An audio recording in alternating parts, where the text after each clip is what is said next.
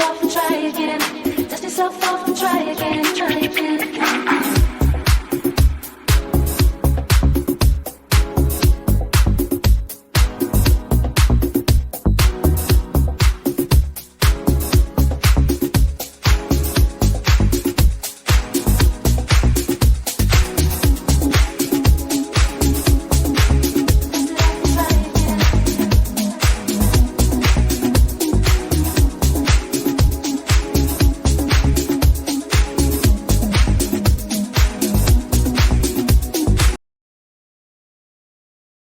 Good morning. How are you? Welcome to the Table Talk. This is the first Table Talk podcast for 2024. I'm a day late. We had some families still here for the holiday period. So on Saturday, which would be the normal time to have the podcast, we went and visited them. They were out here to partake of the Rose Bowl game, which that was one of the college playoff games from the Crimson Tide of Alabama, and I happen to be Alabama alumni, University of Alabama, and they were playing Michigan. Obviously, we lost that game. It was a very competitive game, so I was a little bit reluctant to engage in a conversation about sports. There's two areas always fraught with danger. That would be talking about politics and or talking about sports. So I'm pulling a Paul Feinbaum as a foray into sports commentary. This is my first sports commentary, so yeah, we'll see how it goes. So anyway, let me go to the camera. I'm going to be crediting some of these as credits. I will be crediting here the NCAA football organization. So this is how the game turned out, the playoff games. So we'll cover Alabama. So Alabama was number 5 going into the playoff game. Michigan was number 1, and they were playing in the Rose Bowl. One of 4 spots, or these two would be 2 spots. But yeah, so these were the playoff spots for the championship game. Obviously, Alabama lost, but it was very competitive. Also, Washington over to Texas. Texas was number 3, Washington number 2 in the regular season. So again, that was a very competitive game. So I watched both of these, and I was amazed at how highly competitive these were. In the Alabama-Michigan case, it was a tit for tat. And first, in fact, in the fourth quarter, Alabama was ahead early in the fourth quarter, maybe up to the midpoint. And then just at the very end, it went into overtime, and we had a failure on snap and snapper and the ball and kind of low on the ground. You just got it, and we just messed up. So anyway, I'm looking forward to Monday, this coming Monday, which would be the championship game. And in that case, Michigan will be playing number 1, will be playing number 2, Washington. And that's at 4:30. I'm not sure if that's Eastern. You need to check your television schedule on that. I don't know if that's Pacific, Central, or Eastern. So yeah, anyway. So today's topic is about 2 things. We're going to talk about the controversies surrounding the Alabama-Michigan game in particular. Okay, so what happened was Florida State, 13-0 in the regular season, did not win a berth into the playoff spots. And so there was an extreme amount of controversy, especially when Alabama was number 8 And even though they beat Georgia in the Southeastern Conference game, and they still came in at number 5 overall. So you would think that Florida State would have been chosen. But my question on the table is, did the playoff committee, college football playoff committee, get the decision right to not let Florida State be the 4th team, but chose Alabama? Now, I'm going to go on the record as saying I believe the committee did make the right decision here, and I'll explain why. So, let me get to. All right, so here are some of the commentaries. This one being by NCAA. Said Georgia dominates Florida State in the 2023 Orange Bowl. 9 straight touchdown drives lead the Bulldogs to a record-setting 63-3 win over Florida State.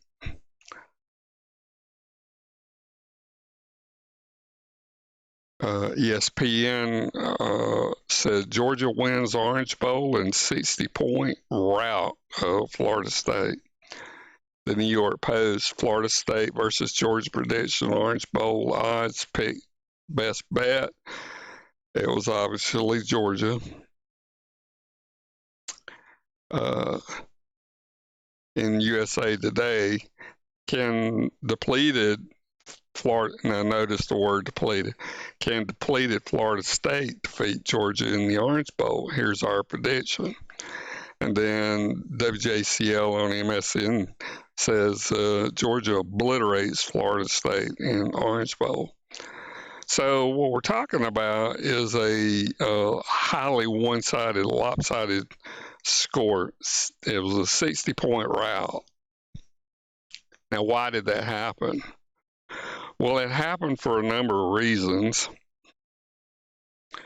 This is kind of a little synopsis of the game in the quarters. 63-3 was the final score.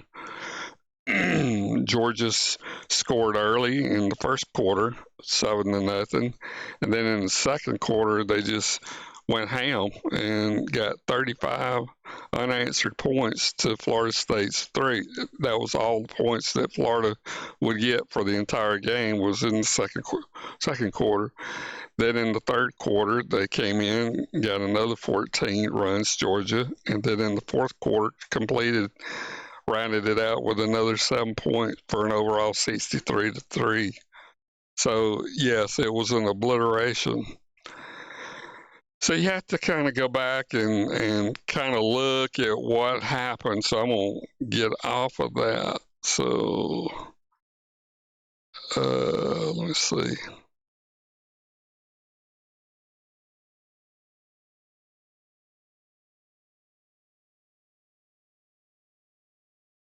Trying to look for my.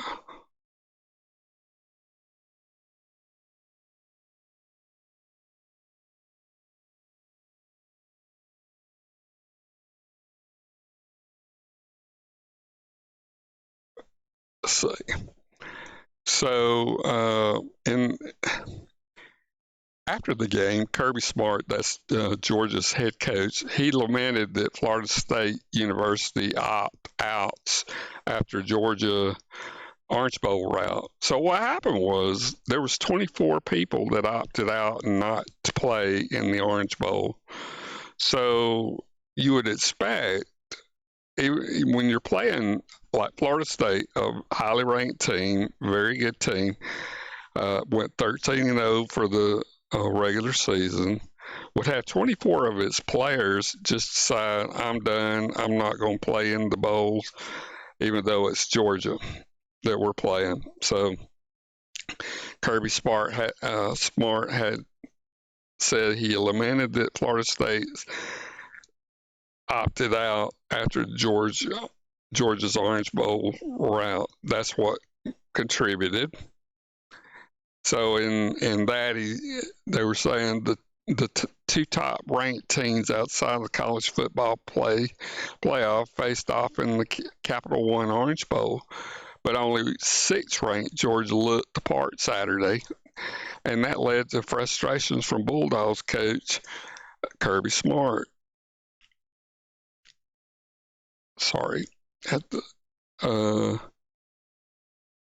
Georgia demolished number 5 Florida State 63 in what was the largest margin of victory in bowl history, topping the Bulldogs' 58-point win over TCU in last season's national championship game. But the lopsided score was due in part, at least, to a host of opt-outs and injuries for the Seminoles. So what happened there is they had several players, actually, and let me see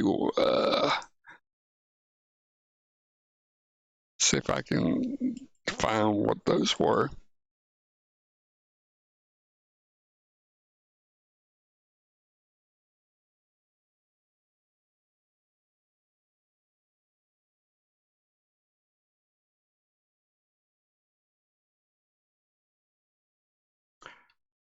Uh,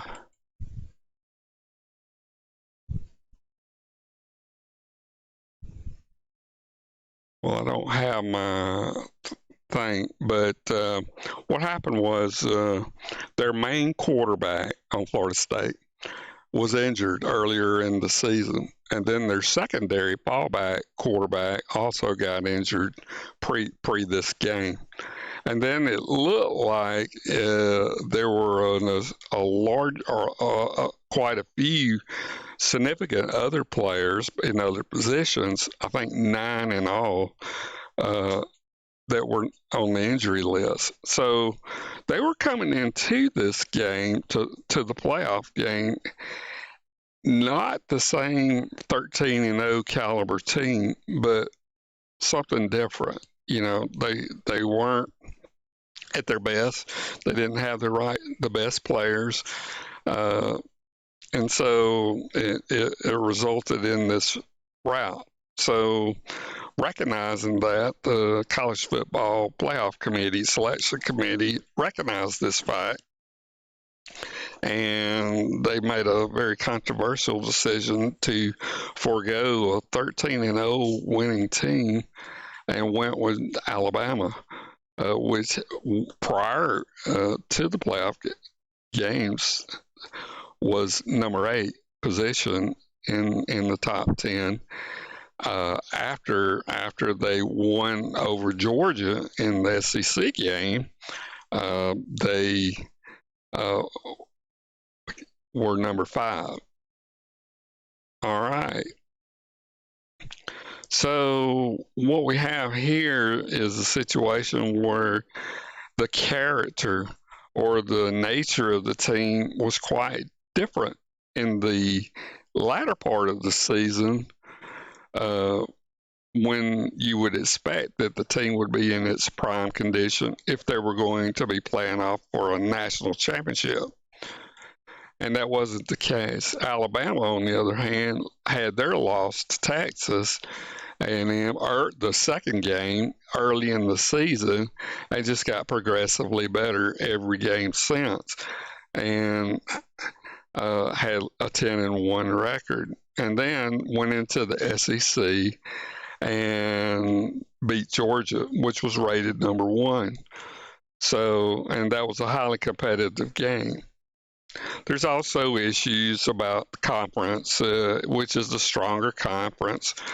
There's opinions about. I personally think SEC is the strongest conference on the college football scene, and there's evidence to that. You see a lot of teams starting to migrate toward the SEC. In fact, we'll be adding, our conference will be expanding, but that's not to say, like in Michigan's case, their conference produced a championship team. So, and it was highly competitive. So I'm not saying that the conferences are not competitive with each other, but there are spotted cases where that's true. And I'm thinking in this particular case, Florida State was in that situation. uh, as far as what kind of teams that they had played, record, and then obviously the loss of their quarterbacks and some significant other players. All right, so if you have any opinions on that, I welcome it. This is my first foray into sports commentary, so I welcome any exchange. All right, so the other part of the conversation that I wanted to have today is about the NIL. Okay, what is NIL? So the NIL is this. So what is NIL in college football? Here's what you need to know. It means literally name, image, and likeness, and refers to college athletes' ability to profit off of themselves from their name, their image, and likeness. And it gives in NIL gives college players the right to publicity that ordinary citizens already have, but that the NCAA previously did not allow. Players can accept money from businesses in exchange for using them in their product placements or advertisements, and so they are able to profit off that.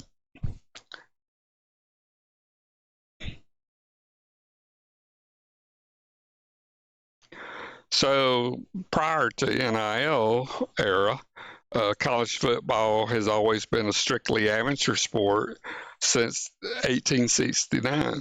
So officially it still is, but for the first time, players on the field are now permitted to legally put some money in their own pocket.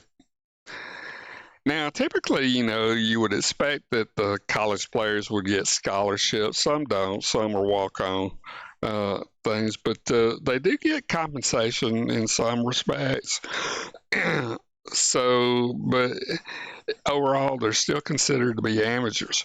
Now, there's always the question, well, college football is a dangerous sport. You can see that with the injuries and so if these players are expected to be like modern day Roman gladiators and get the beat the snot out of them, then aren't they entitled to some kind of recompense or reward for putting their bodies on the line?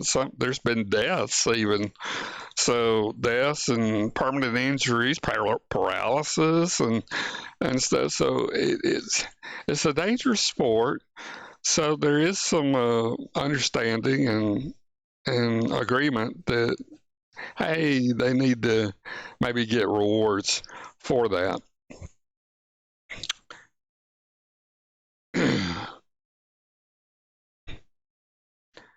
All right.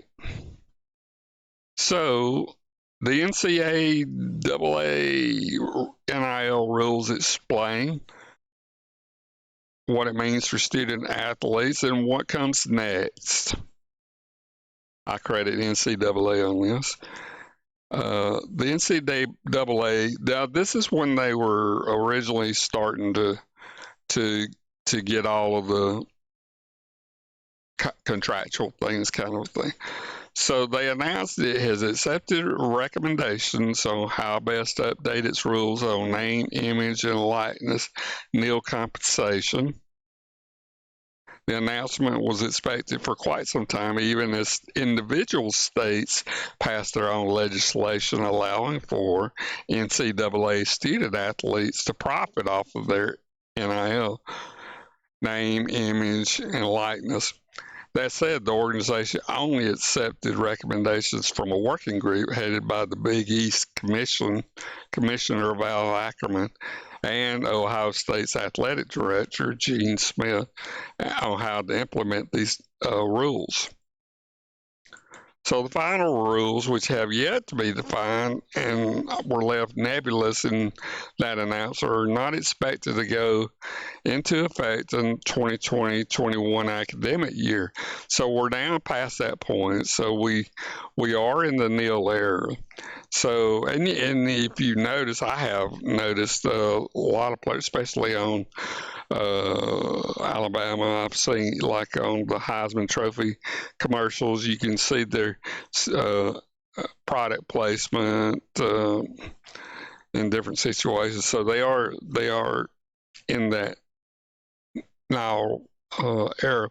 But the thing about it is, not all players are getting compensated. It's just the high-profile ones that I'm aware of. So again, to be fair, I mean, if other students, even though they're not, let's say a kicker or punter or whatever, snapper, they may not. They're just as much jeopardy and impairment and risk to injury. So there needs to be some workaround rules in which they could compensate too. So on this, if we're going to go down this road, which apparently we are. So this was kind of the important dates. So I know this is pre-COVID. So August 30, 2020, each of the three NCAA divisions 1, 2, and 3 are expected to have drafted NIL legislative proposals. And of course, we're talking about history here. So, October 2020, each of the respective divisional governing bodies were expected to have revised NIL legislation, and January 31, 2021, divisional bodies were expected to enact all NIL legislative proposed that would go into effect no later than the start of the 21-22 academic year. So what's covered under the rule? NCAA's comprehensive report only stipulated rule changes be made for two categories: third-party endorsements and compensation for student-athlete work, product, or business activities. Two areas that covers a lot of ground. So basically, any proposed rule change would allow student-athletes to do business with third parties for promotional activities, for them to receive compensation for outside business adventures. That also included any potential compensation generated as a result of social media creator or influencer or brand ambassadors or anything like that, assuming whatever their fair market value was in play at that time. And that said, there were several proposed guardrails. There is a regulation that would determine whether a student athlete still would receive NCAA's blessing, so they did put some guardrails up. The proposed guardrails for compensation are these. Any compensation received by student athletes for NIL activities represents a genuine payment for use of their name or image or likeness, and is simply not, let me pull it over here, a disguised form of pay for athletes' participation. Schools and conferences play no role in student athletic NIL activities. Student athletes are not being compensated for uses of their NIL in situations in which they have no legal right to demand such compensation. Schools or boosters are not using NIL opportunities as recruiting inducement. The role, and by the way, speaking of that, one thing that I did notice was when you're talking about schools or boosters are not using NIL as a recruiting inducement, there was an interview that Nick Saban did after the game where he was plugging NIL expansion needed to was, I guess, asking everybody in the stadium or whatever to support NIL, I guess meaning give money. So I thought that was interesting. I wouldn't have thought that was permitted.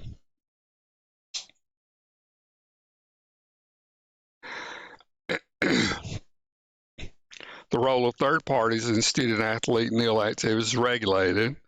Modernization of NIL rules does not interfere with NCAA members' efforts in the areas of diversity, inclusion, or gender equity.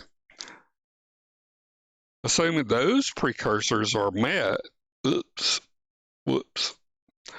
assuming those are met, schools and conferences must then ensure they do not make endorsement payments themselves, help locate, arrange, or facilitate endorsement opportunities, or allow any boosters to use such opportunities as a recruiting inducement or means of paying for athletics participation.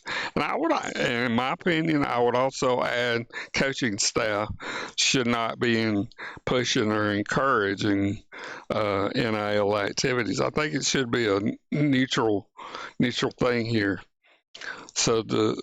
But it is what it is.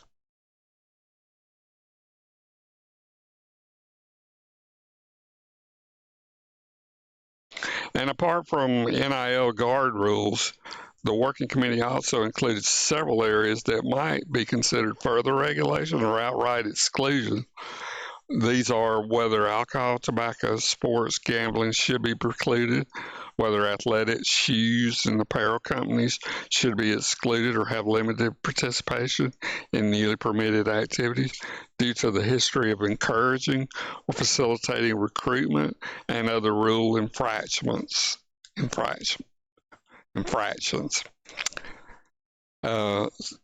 How best to implement safeguards that don't impose undue burdens on student athlete time, school academics time, how to keep boosters from circumventing NCAA rules, and to creating a framework that permits student athletes to engage and consult with professional services providers in connection with their NIL business activities, and creating resources on campus to educate student athletes about the newly permitted activities and in a manner consistent with gender equity.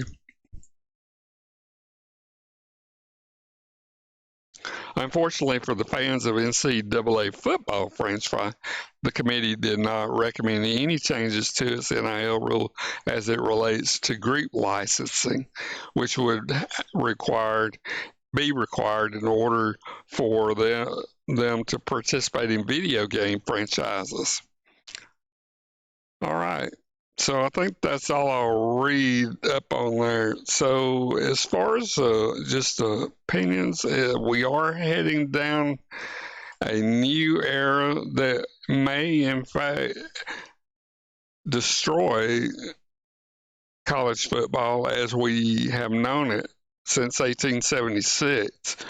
And there's a real danger here that we may be creating a minor professional league, and that players, being that they're knowledgeable of could be injured, and so they're trying to gain compensation early, may elect to leave, like their freshman, sophomore year, and go into some minor league kind of a thing, or something like that, or go into the draft. So there's a real danger that going forward, college football, as we know it, may dramatically change, and all because of the money situation. So I'm just throwing it out there on the table. What do y'all think? Please provide comments in the section down below. I'll read those comments and may do some additional sports commentary in the future. So I like sports. I like politics. I will definitely not be talking about politics because that's a really messed up situation in our country, and I don't see a fix for it. But at least in college sports, seems to be some accommodative recognition to be civil when you're playing each other's teams. Even I know you get rowdy. I know there's fights sometimes here and there, but most importantly, from what I see, you got players of all from different, alumni sitting right there together, all over across the stadium. So yeah, they're civil for the most part. Yeah. All right. Well, that's all I have for today. Let me go back. So, again, I apologize not having the table talk on Saturday, since the podcast is kind of early in its beginnings. I mean, I don't think that's a big whoop whoop. So, I guess if I was Rogan, it might be Joe Rogan. It might be a problem. I don't think this podcast is a problem yet. So, but yeah. So this is Sunday. I hope each and every one of you fans and had a great Christmas and New Year's holiday. I hope you have a great remainder of the weekend. We do have the National Football, College Football Championship game at 4 p.m. Don't know if that's Eastern, Central, or Pacific, so you need to check your TV guide schedule. But yeah, watch it. Michigan and Washington will be playing in that. So we're going to be pushing for Michigan since they beat Alabama. So I got to give them that. So all right. Well, y'all have a great weekend. We'll see you next Saturday on the Table Talk with Bob Colbert. I'm your host, Bob Colbert. Y'all take care. Bye bye. What you do, you to me, but I can't let it go so easily. Until I see what it could be eternity or just a week. But now I can't speak. It's off the chain, it's broken now. But will it change? It's mean a yes, it's mean a no. Just do your thing, we'll see how it go. Oh, rush it, don't succeed. Yeah, dust yourself off and try again. Dust it off and try again.